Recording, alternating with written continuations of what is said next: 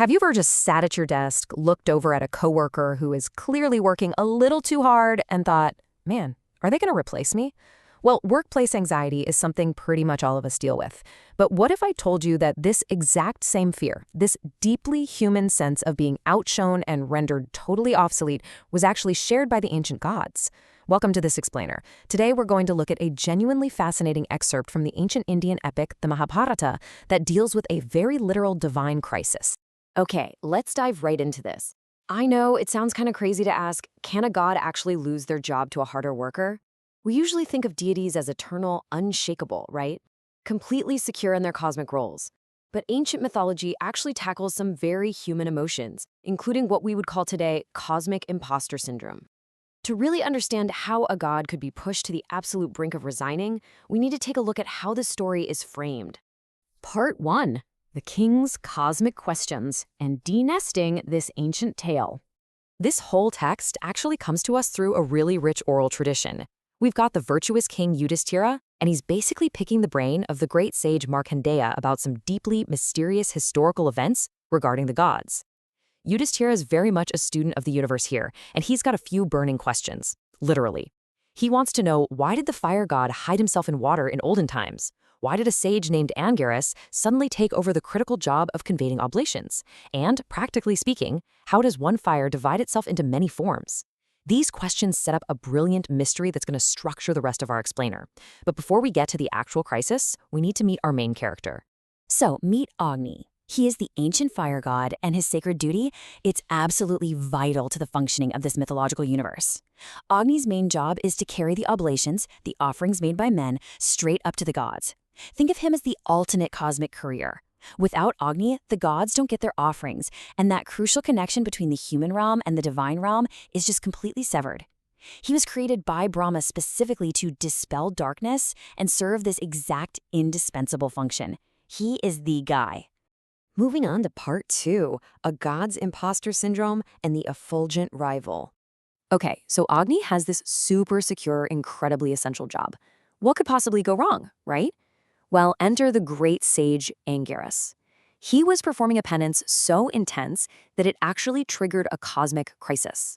See, both Agni and Angiras are performing penances at the exact same time, but Angiras is working so incredibly hard and his spiritual energy is so massive that he accidentally outshines the literal god of fire. The text tells us Angiras excelled the fire god in splendor and illumined the whole universe with his scorching rays. I mean, just imagine being the actual embodiment of fire, and some mortal sage is suddenly glowing way brighter than you are.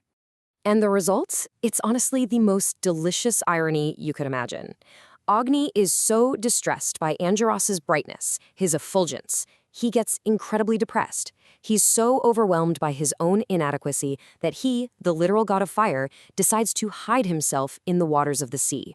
It is the ultimate mythological pout. He just abandons his post and extinguishes himself in the ocean because he literally has no idea what else to do. While he's hiding out, Agni is having these intensely relatable, almost painfully human thoughts. He thinks to himself, Brahma has created another fire god for this universe. As I have been practicing austerities, my services as the presiding deity of fire have been dispensed with. He genuinely truly believes he's been laid off. He assumes that just because he was away practicing his own penance, management, which in this case is Brahma, simply went out and found someone brighter and better to replace him. Which brings us to part 3, the divine negotiation and drafting a new cosmic contract. So now we have this really fascinating standoff. The universe has a glowing, ultra-bright sage and a totally terrified fire god hiding in the ocean. Angiras, who was just casually illuminating the entire universe, realizes Agni is missing and actually tracks him down. And the whole thing plays out remarkably like a high-stakes divine HR meeting. Angiras approaches the hiding Agni slowly, with a lot of fear, and he pleads with him. He says, "Do thou quickly re-establish yourself as the fire animating the universe. Thou wast first created by Brahma to dispel darkness." Angiras is essentially begging him, look, I do not want your job. You are the original destroyer of darkness. Please, please just go back to your proper place. But Agni's ego is just incredibly bruised at this point.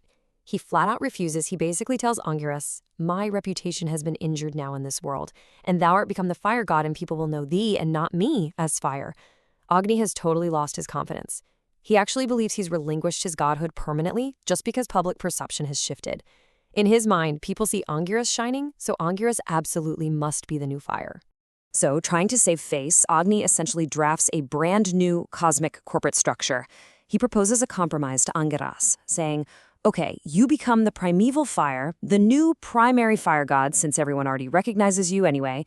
I will step down and officiate as the second, or Prajapachika fire. Agni is literally willing to take a demotion just to resolve his massive feelings of inadequacy. Finally, let's look at part 4, the legacy of fire and the functional origin story. Now, Angiras isn't just going to accept this massive promotion without making sure the cosmic order is actually maintained. He agrees to take on the role of the fire god and clear people's way to heaven for sure, but he issues one bizarre yet incredibly clever condition to seal the deal. He says, "Do thou, O Lord, make me speedily thy first child."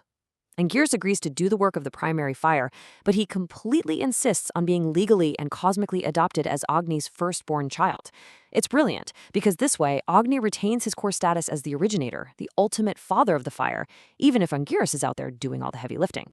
So, the divine bureaucracy literally sorts out the paperwork here. First, Agni does as desired and accepts Angiras as his child. Then, down the line, Angiras eventually has a son named Vrihaspati.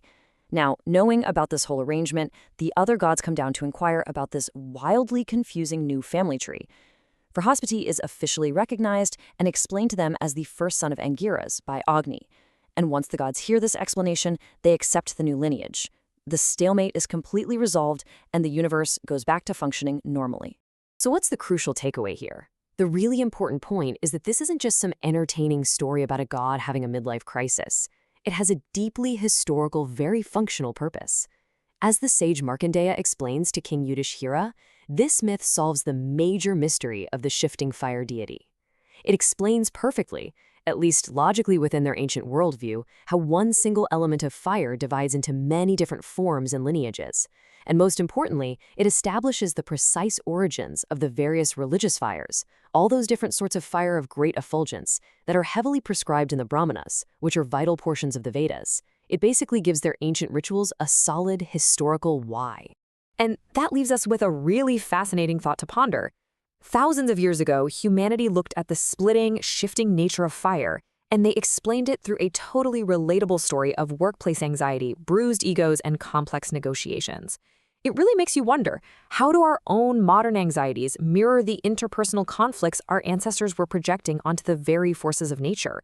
If a literal god of fire can feel like an imposter who's about to be replaced by a harder worker, well, maybe we can give ourselves a little grace the next time we feel outshone at the office.